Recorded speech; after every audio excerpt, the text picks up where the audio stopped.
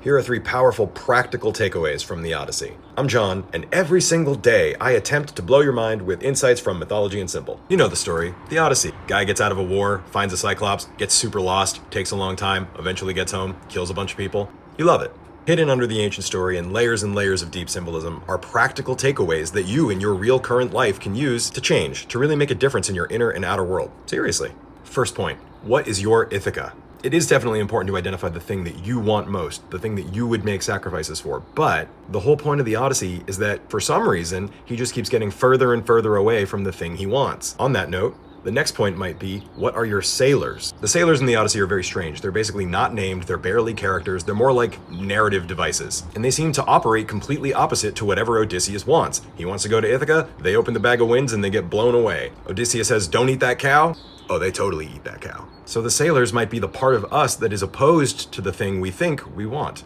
Let's keep going. Identify your Cyclops. We can interpret the encounter with the Cyclops a bunch of different ways. Is it a manifestation of Odysseus' guilt for the atrocities of war? Is it Odysseus himself using symbol and narrative to tell a version of the story that he can handle? One interpretive angle with the Odyssey is that it's all about PTSD, and that's worth thinking about, but there are other directions we can go too. The Cyclops is the hinge point where we realize that Odysseus' hubris is gonna hold him back. He couldn't just be nobody. Where is your version of the story tyrannizing you?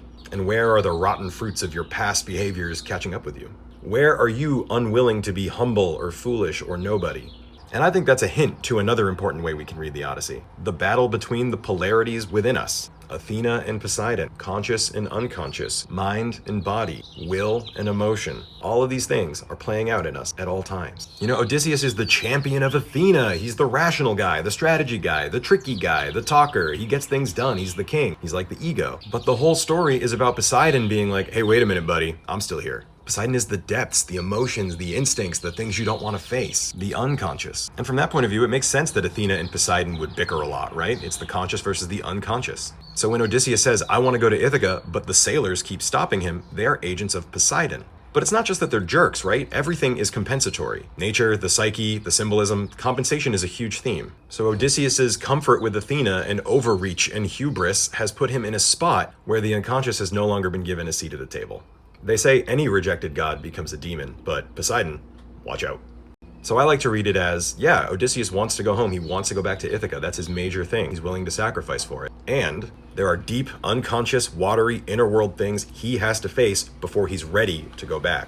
His rational Athena mind might not know that, but his Poseidon side does. I love this story, and this is just a small handful of the ways we can interpret it and apply it to our lives, but it's worth thinking about. Did any of this resonate with you? Which gods are fighting it out on the battlefield of your life?